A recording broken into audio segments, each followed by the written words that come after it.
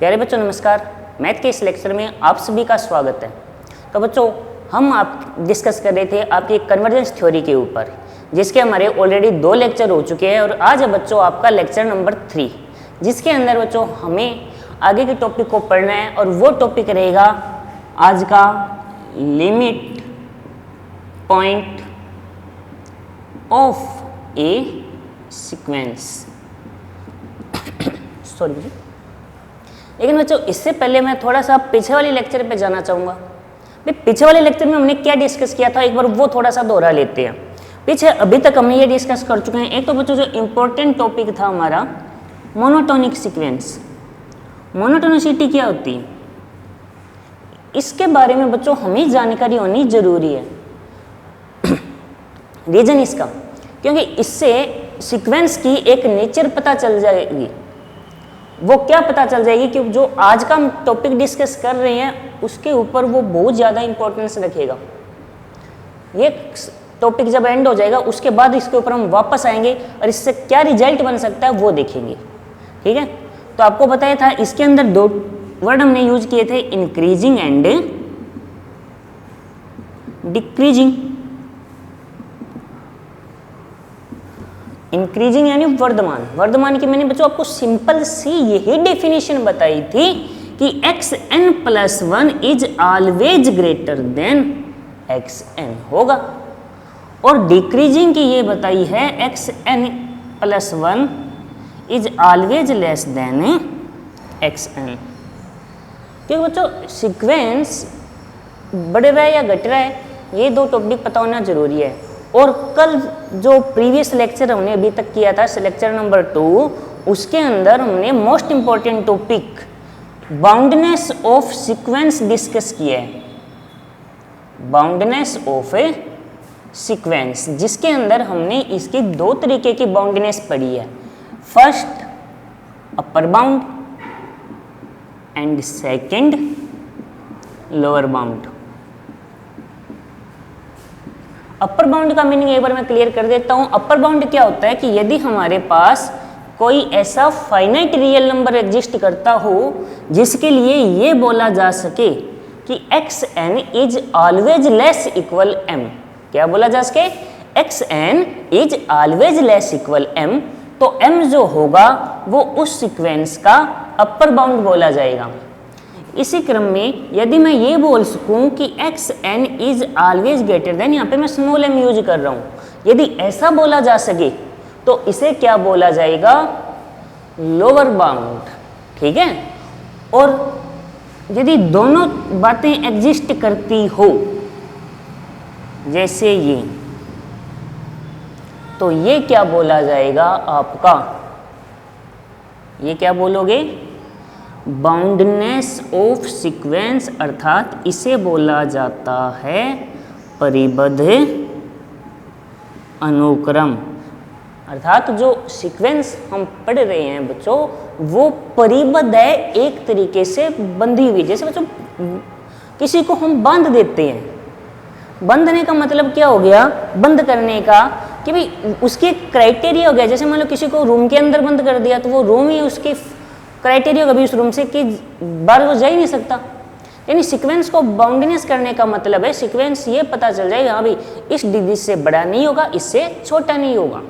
और ये इन दोनों का जो कॉम्बिनेशन है वो इसके अंदर हम यूज करेंगे, इसलिए एक बार इनके ऊपर चर्चा करनी जरूरी थी। अब बारी आती है कि लिमिट पॉइंट ऑफ सीक्वेंस क्या होता है। इसके ऊपर बच्चों आज की हमारी पूरी चर्चा रहेगी और इस टॉपिक को आपको एकदम बढ़िया तरीके से समझना है, क्योंकि बच्चों लिमिट पॉइंट और लिमिट ये और जो बाउंडनेस ऑफ सीक्वेंस है ये मिलते जुलते से वर्ड लगेंगे आपको, कहीं कन्फ्यूजन ना हो जाए। और यदि ये टॉपिक कवर हो जाते हैं बच्चों तो इससे रिलेटेड थ्योरम हो चाहे क्वेश्चन हो आपको अपने आप समझ आ जाएंगे। तो इसलिए बच्चों आज के इस लेक्चर में आप स्पेशल फोकस करोगे। तो देखिए इसको आगे। अब तो जो लिमिट पॉइंट है उसको समझने के लिए आपको एक वर्ड की जानकारी होनी जरूरी है और वो वर्ड है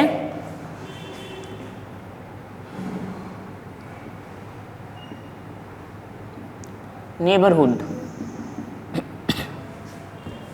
वो वर्ड क्या है? नेबरहुड जिसको आप सामीप्य या प्रतिवेश वर्ड भी यूज करते हो। अब बारी ये आ गई कि जो सामीप्य या जो प्रतिवेश है क्या होगा। तो जो एक बात सुनिए, आपने ये जो वर्ड है नेबर, ये सुना होगा आम लाइफ में, जो हमारी दैनिक रूटीन है, दैनिक जीवन है, उसमें यूज करते हैं। भाई नेबर का मतलब क्या हो गया, जो पड़ोसी जिसे आप कहते हो, भाई जिसकी डिस्टेंस नेग्लेक्ट की जा सके। जैसे मान लो फॉर एग्जांपल आपको कहीं जाना हो, कोई काम हो, लेकिन यदि वो बैठे बैठे करना हो, चाहे वो थोड़ा सा दूर हो, आप हाथ ऐसे कर सकते हो, तो वो डिस्टेंस नेग्लेक्ट मानी जाती है। तो नेबरहुड का मतलब बच्चों ये हो जाता है कि यदि मान लीजिए जो x है उसका नेबरहुड क्या होगा, तो x के पास की वो सारी वैल्यू जिनको मैं अप्रोक्सीमेट x ही मान सकूं, वो सब उसके नेबरहुड में आएगी। जैसे एग्जांपल देता हूँ, मान लीजिए x की वैल्यू मेरे पास 1 है। अब बच्चों मैं कुछ वैल्यू रख रहा हूँ आपके समक्ष, ये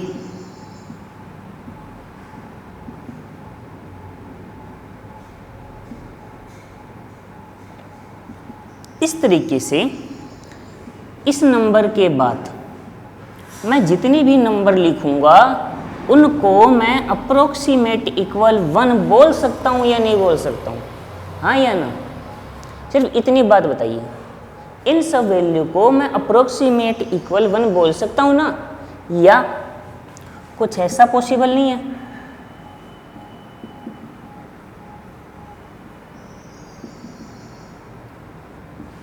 तो आगे इसको मैं कितने बढ़ा लूँ? इन सब को भी अप्रोक्सीमेट इक्वल 1 बोला जा सकता है या नहीं बोला जा सकता है?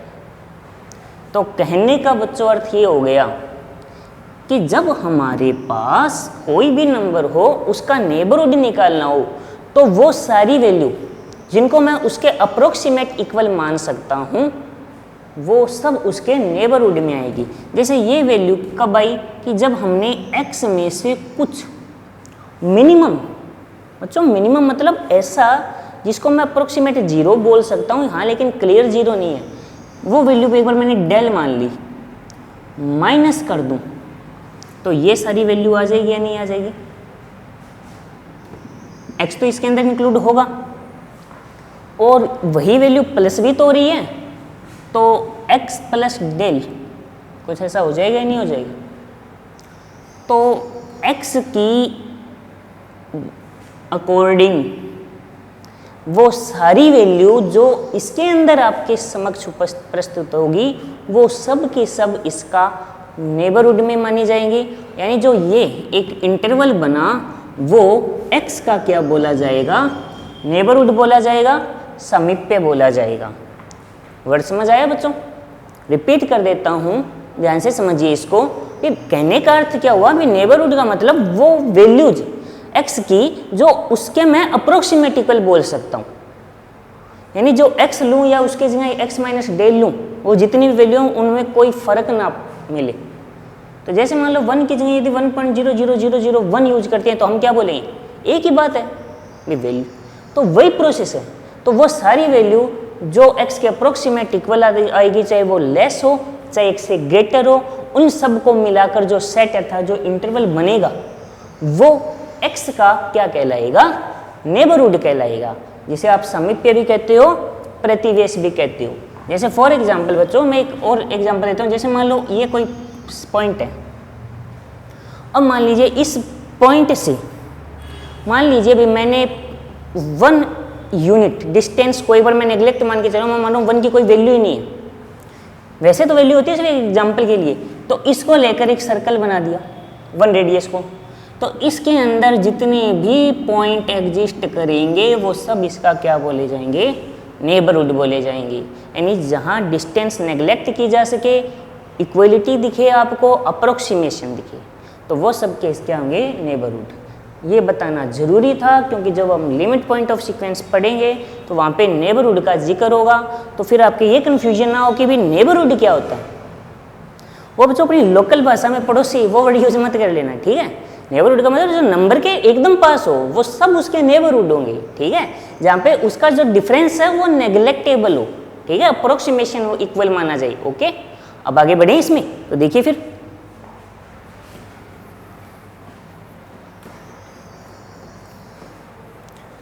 तो लिमिट पॉइंट को समझने के लिए एक डायग्राम सा बनाते हैं। जैसे ये देखिए, ये आपकी वाई एक्सिस है, ये आपकी एक्स एक्सिस है। मैं इस साइड बढ़ूंगा नहीं, रीजन ये हो गया क्योंकि जो डोमेन होता है वो क्या होता है सीक्वेंस का, नेचुरल नंबर, याद होगा। जो डोमेन का सीक्वेंस क्या होता है बच्चों, नेचुरल नंबर, इसलिए इस साइड तो जाने की अपने को जरूरत ही नहीं है, तो सिर्फ इस साइड। अब मान लीजिए ये कोई मेरे पास वैल्यू है L y की,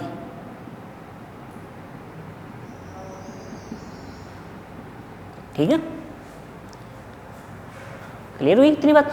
अब मान लीजिए बच्चों हमारे पास, आपके पास y equal to x n कोई भी सीक्वेंस है। जब आप इसमें वैल्यू पुट करोगे तो देखो क्या क्या पॉसिबिलिटीज है। मान लीजिए भाई 1 पुट किया, 2 पुट किया, तो वैल्यू कुछ ऐसी आ रही है। सॉरी आपको ये ऐसे तो दिखेंगे नहीं, मैं थोड़ा डार्क करना पड़ेगा इन पॉइंट को। ओके, लेकिन इससे पहले बच्चों एक छोटी सी चीज़ मैं ये बता देता हूँ। ये जो लाइन है वो मान ली मैंने L प्लस डेल, ये मान ली L माइनस डेल, ठीक है। समझने के लिए बच्चों एक बार ग्राफिकली समझो, फिर हम इसके डेफिनेशन पे आएंगे, इसके एग्जाम्पल भी समझेंगे, जिससे ये टॉपिक आपके एकदम बढ़िया तरीके से कवर हो जाएगा, ठीक है। तो मान लीजिए जो आपके समक्ष L माइनस डेल और L प्लस डेल ये मैंने क्यों लिया है, क्योंकि अभी मैंने जिक्र किया था नेबरहुड सामीप्य का, ठीक है। तो नेबरहुड का जिक्र किया था, तो ये मान लो भी मैंने ये मान लिया एक बार कि ये इस डिस्टेंस में जितने भी पॉइंट आएंगे वो सब इसके नेबरहुड में माने जाएंगे। अब मान लीजिए जब आप 1 पुट करते हो तो आपका कुछ यहाँ गया, फिर यहाँ वैल्यू आ गई, फिर ये, फिर मान लो कहीं ज़्यादा भी आ सकता है, इस तरीके से ये सब वैल्यू आपके सीक्वेंस की है। सॉरी बच्चों,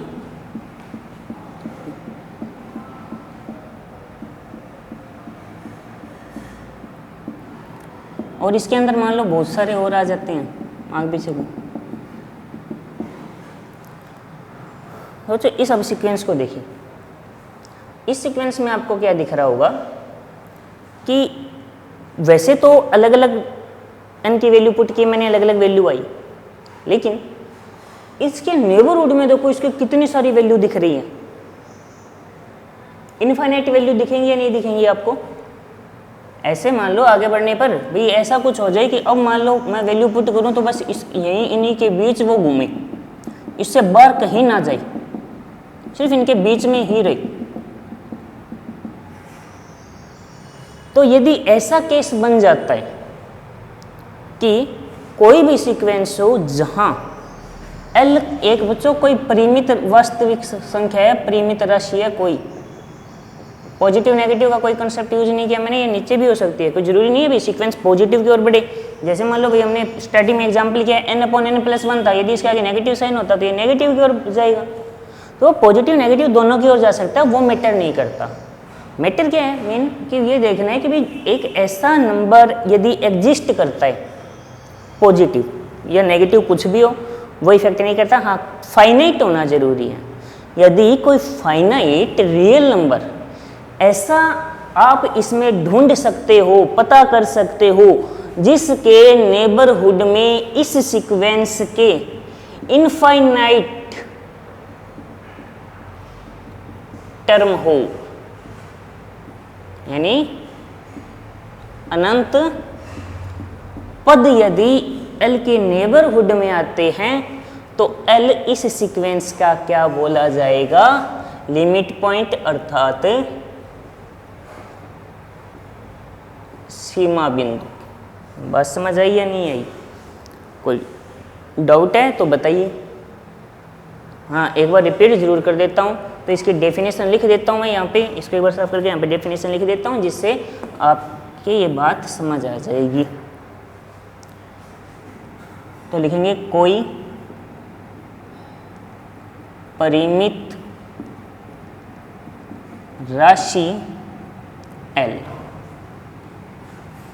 बिलोंग आ रहे हैं, ठीक है। L अनुक्रम xn का सीमा बिंदु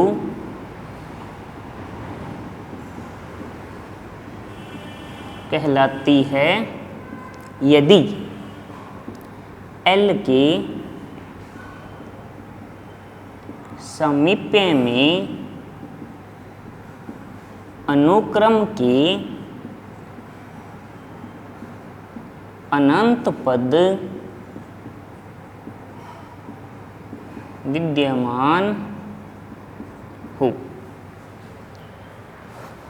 तो बच्चों डेफिनेशन से समझ आया कि कोई भी परिमित राशि L किसी सीक्वेंस का सीमा बिंदु अर्थात लिमिट पॉइंट होगी यदि उस L के नेबरहुड में आपके सीक्वेंस के अनंत पद विद्यमान हो, जैसे ये। तो बच्चों बात समझ आ गई होगी सीमा बिंदु क्या होता है कि एक ऐसी राशि जहाँ पे आप n की वैल्यू कुछ भी लो, मतलब 1 2 3 इन्फाइनाइट तक बढ़ाते जाओ, तो उस राशि के पास में उसके नेबरहुड में यदि आपको ये लगे भी अनुक्रम बार बार में आ रहा हो, जब आप n की अलग अलग वैल्यू ले रहे हो भाई ये दिख रहा हो कि इस एक ही नंबर के पास अनुक्रम के बहुत सारे पद आ रहे हैं, यानी बार बार अब ये उसी के पास जा रहा है, तो वो उसका क्या बोला जाएगा, लिमिट पॉइंट। क्लियर हुआ। अब बच्चों लिमिट पॉइंट को एग्जाम्पल के थ्रू भी समझते हैं। तो देखिए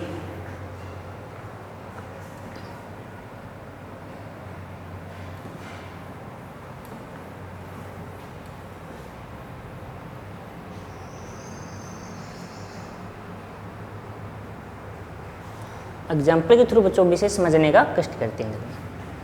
मान लीजिए मेरे पास कोई सीक्वेंस है 1/n, ठीक है। तो अब सब कुछ क्लियर हो जाएगा। देखिए जब n इक्वल टू मैं 1 पुट करूँगा तो 1, 2 पुट किया तो मैं ऐसे आगे बढ़ता रहूँगा। तो यदि मान लो मैं 1000 पुट करता हूँ तो 1/1000 10,000 या इस तरीके से आगे बढ़ता जाऊँगा। लेकिन बच्चों यदि मान लीजिए देखो ये वैल्यू हो जाएगी 0.0001। अब मैं कहता हूँ भी ये नेगलेक्टेबल है, चलो आप कहते हो सर हम इसे नेगलेक्टेबल नहीं मानते हैं, तो चलो कोई दिक्कत नहीं, हम और आगे बढ़ जाते हैं। अब मान लिया भी जो 1 लाख पे जो पोजीशन आएगी इसे मैं यदि बच्चों अब नेगलेक्टेबल मान लूँ, भी मैं ये मान लूँ ये अप्रोक्सीमेट 0 है, ठीक है। मैंने 0.00001 को मैंने ये मान लिया कि ये अप्रोक्सीमेट 0 है। लेकिन मुझे एक बात बताइए, क्या जो नेचुरल नंबर बिलोंग है क्या वो समाप्त हो गया? क्या n समाप्त हो गया? तो बच्चों जवाब तो ये है कि वो तो समाप्त नहीं हुआ। तो अब हमें क्या करना होगा, हमें तो आगे की और वैल्यू पुट करूँगा। तो आगे जब मैं ये 0 मान लिया मैंने ये अप्रोक्सीमेट 0, तो आगे अब जितनी भी वैल्यू आएगी 1 लाख पे संख्या तो खत्म नहीं होती, आगे तो बहुत सारी है, अनंत संख्याएं विद्यमान है। तो अब यदि इसको और आगे बढ़ाता जाऊं तो वो जो अब अनंत पद आएंगे वो सब क्या होंगे, अप्रोक्सीमेट 0 हुए या नहीं हुए? पहले मुझे ये बताइए, अप्रोक्सीमेट 0 हुए या नहीं हुए? बात समझ आई मेरी? तो अब मैं ये बोल सकता हूँ या नहीं बोल सकता हूँ कि इस अनुक्रम के 0 के पास में अनंत पद विद्यमान है, हाँ या ना? तो जवाब क्या होगा, हाँ होगा। भाई अनंत पद विद्यमान है, वो आपको दिखाई भी दे रहे हैं। तो यहाँ से स्पष्ट हो गया कि जो 0 है वो इस सीक्वेंस का क्या होगा, लिमिट पॉइंट होगा। तो बताइए बच्चों ये बात समझ आई या नहीं आई? ये जो लिमिट पॉइंट है वो समझ आ गया टॉपिक? तो ये लिमिट पॉइंट क्या होता है कि यदि किसी संख्या के पास आपके अनुक्रम के यदि अनंत पद आए, इनफाइनाइट टर्म आए, तो वो वैल्यू उस क्या कहलाएगी, उसका लिमिट पॉइंट, ठीक है, अर्थात सीमा बिंदु। बच्चों ये इसकी डेफिनेशन है, इसको सिर्फ रटने के बजाय बेसिकली समझने की कोशिश करो। और एक बात और, सीक्वेंस को देखकर लिमिट पॉइंट मत बता देना। जैसे n की पावर 1/n है, इसका लिमिट पॉइंट 1 होता है। क्यों होता है वो आगे क्वेश्चन में प्रूव किया जाएगा।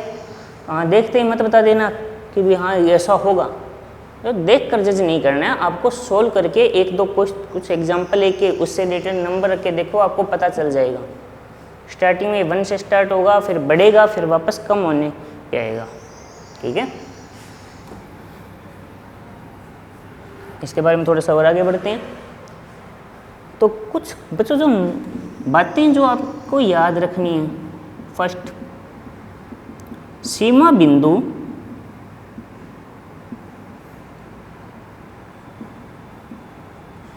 अनुक्रम का पद हो, यह आवश्यक नहीं है। पहली बात क्या लिखा है बच्चों ने, सीमा बिंदु अनुक्रम का पद हो यह आवश्यक नहीं है। ये जरूरी नहीं है कि जो सीमा बिंदु आप ले रहे हो, जो लिमिट पॉइंट आप ले रहे हो, वो सीक्वेंस की ही टर्म हो। जैसे ये एग्जांपल आप देख सकते हो, मैं कह रहा हूँ इसका लिमिट पॉइंट 0 है, तो क्या एग्जैक्ट 0 होगा क्या? एग्जैक्ट तो 0 नहीं है, अप्रोक्सीमेट वैल्यू 0 आएंगी भाई। जैसे 1/∞ हम तक पहुंच जाएंगे तो वो कंप्लीट 0 नहीं होगा। जो 0.000000000 आप कहते हो सर वो तो नेग्लेक्टेबल है। बच्चों हम आप देखते हो कुछ चीज़ें होती है जो आपको इन आंखों से दिखाई नहीं देती, लेकिन सूक्ष्मदर्शी देखो वो कितनी बड़ी दिखाई देती है, लेकिन उसका अस्तित्व तो है। तो एग्जैक्ट 0 होना और अप्रोक्सीमेट 0 होना दो अलग अलग बातें हैं। मैं ये नहीं कहता कि अनुक्रम का पद हो नहीं सकता, हो सकता है, लेकिन आवश्यक नहीं है कि भाई वो उस अनुक्रम के अंदर आई, ये जरूरी नहीं है। पहला कॉन्सेप्ट क्लियर हो गया होगा कि सीमा बिंदु अनुक्रम का पद हो यह आवश्यक नहीं है। सेकंड कंसेप्ट हम यूज करेंगे, ये है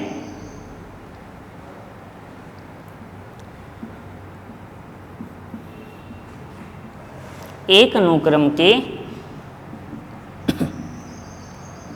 एक से अधिक सीमा बिंदु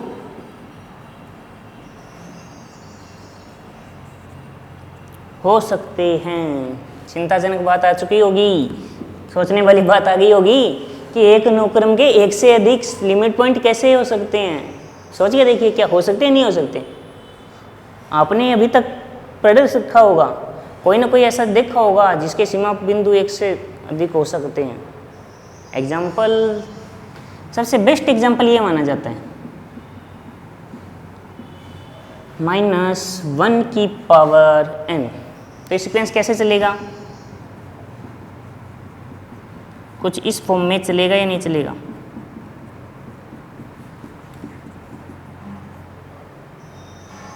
-1 1 -1 1 -1 1 -1 1 कुछ एटसेट्रा इस टाइप से चलता रहेगा। तो आप देख सकते हो 1 और -1 इसके दो सीमा बिंदु है और दोनों के दोनों उस सीक्वेंस के पद भी हैं। कंसेप्ट क्लियर हुआ? तो बच्चों मैंने आपको जो दो बातें बताई है वो आराम से दिमाग में बैठाइए और उनको समझिए। क्या कह रहा हूँ कि नंबर 1, ये जरूरी नहीं है जो सीक्वेंस है, वो जो सीमा बिंदु है वो उस अनुक्रम के अंदर आए। हो सकता है लेकिन जरूरी नहीं है। नंबर 2, एक सीक्वेंस के एक अनुक्रम के एक से ज़्यादा भी सीमा बिंदु संभव है। और एग्जाम्पल देख लो,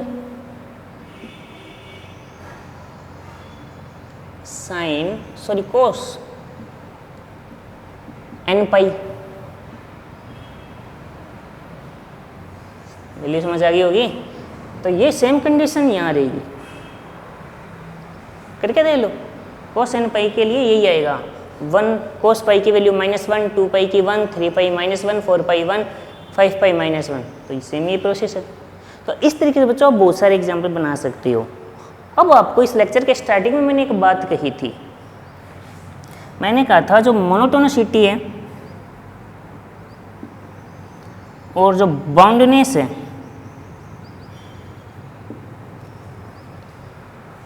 वो इसको समझने में हमारी मदद करेगी। अब कई बार बच्चों क्या होता है, क्वेश्चन ऐसा आ गया जहाँ पे लिमिट पॉइंट समझ नहीं आ रहा है, तो इन दो वर्ड को चेक करो। यदि आपको ये पता चल जाए कि वो मोनोटोनिक है, लगातार बढ़ रहे हैं और परिबद्ध है, तो बच्चों थोड़ा सा कंसेप्ट यूज करो।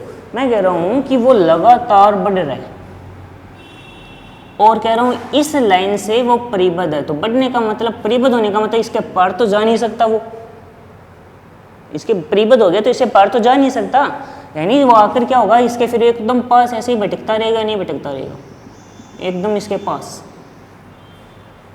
समझ गए। तो यदि अनुक्रम वर्धमान हो, परिबद्ध हो, तो लिमिट पॉइंट की संभावना बढ़ जाती है, नहीं बढ़ जाती है? बढ़ जाती है, क्योंकि लिमिट पॉइंट यही तो बता रहा है भाई, हमें एक फिक्स राशि के पास रुकने के लिए कह रहा है भाई, उस तक जाना, उससे पार जाने के लिए वो मना कर देता है। अब परिबद्ध और जो एकदिष्ट है, वो दोनों का कॉम्बिनेशन लिमिट पॉइंट है। आगे बच्चों थ्योरम आ जाएगी कि कोई परिबद्ध अनुक्रम है, उसका सीमा बिंदु होता है। एक थ्योरम है जिसे आप बोल्स-ज़ेनोव-वाइस्ट्रास थ्योरम कहते हो, आपके सिलेबस में ही है, ठीक है। लेकिन एक बार हम बेसिक पे आ रहे हैं, तब तक बेसिक के बाद में उन सभी थ्योरम को डिस्कस करेंगे। तो जो एक बोल्स-ज़ेनोव-वाइस्ट्रास थ्योरम का स्टेटमेंट है कि प्रत्येक परिबद्ध अनुक्रम का कम से कम एक सीमा बिंदु होता है। हाँ, वहाँ पे एकदिष्ट वर्ड नहीं है, लेकिन एकदिष्ट होते ही बातें और जल्दी स्पष्ट हो जाती है। परिबद्ध अनुक्रम का सीमा बिंदु होता है, तो जो परिबद्ध अनुक्रम का मतलब लेफ्ट और राइट से दोनों तरफ से वो बंध गया। अब आप n की जब अलग अलग वैल्यू लोगे, वो आपको सर परिबद्ध होने का मतलब भी सीमा बिंदु होना जरूरी हो गया क्या? तो परिबद्ध होने का मतलब जो सीमा बिंदु एग्जिस्टेंस होगा, इसका रीजन देखिए भाई, मैं कह देता हूँ कि कोई चीज़ इनमें बंध गई, तो अब अलग अलग जब वैल्यू पुट कर रही हो n की, तो फंक्शन में आपको कोई ना कोई वैल्यू देगा। अब वो परिबद्ध हो गया तो वैल्यू कहाँ रहेगी? उनके बीच में रहेगी। तो अनंत वैल्यू जब आप अलग अलग पुट करो, तो उनके बीच की कोई ना कोई वैल्यू ऐसी होगी या नहीं होगी जो रिपीट हो रही होगी बार बार में, या उसके पास में आ रही होगी, तो अपने आप सीमा बिंदु एग्जिस्ट कर जाएगा। तो बच्चों सीमा बिंदु क्या मतलब समझ आया? तो बच्चों आज का जो हमारा पूरा लेक्चर है वो रहे सीमा बिंदु के ऊपर फोकस, जिसके अंदर हमने ये पढ़ा है कि सीमा बिंदु क्या होगा, उसकी एग्जिस्टेंस का मतलब क्या है, उसका जो दो महत्वपूर्ण उसकी बातें वो देखिए, और ज्ञात करने की प्रोसेस। तो बच्चों जो आपका बेसिकली नॉलेज होगा वो आपका यहाँ पे हमारे लिए सबसे ज़्यादा यूजफुल होगा, ठीक है। तो बच्चों आज के लेक्चर में इतना ही। नेक्स्ट लेक्चर हमारा रहेगा लिमिट, कन्वर्जेंसी और डाइवर्जेंसी, इन टॉपिक को क्लियर करना। और क्योंकि बच्चों एक बात याद रखो, यदि आपको लिमिट पॉइंट समझ आ गया तो आप लिमिट टॉपिक खुद पढ़ के देखो एक बार। यदि आपको लिमिट पॉइंट समझ आ गया तो आप लिमिट पढ़ के देखो, दोनों में ज़्यादा डिफरेंस नहीं है, बात एक ही है। लिमिट पॉइंट क्या कहता है कि जैसे जैसे n इन्फिनिटी की ओर जाएगा उसके पास में हम जा रहे हैं पॉइंट के पास। लिमिट भी तो यही कहती है एक फिक्स फाइनाइट नंबर के पास जाना होता है, ठीक है। तो लिमिट और लिमिट पॉइंट का कॉन्सेप्ट सेम है, ठीक है। बाकी हाँ, ये जो दो वर्ड है वो थोड़े से डिफरेंस रहेंगे, और नेक्स्ट लेक्चर में हम आपकी कुछ थ्योरम्स भी करेंगे। तो तब तक के लिए आप इतने बेसिक को तैयार कीजिए। तब तक के लिए मेरे तरफ से टेक केयर, धन्यवाद।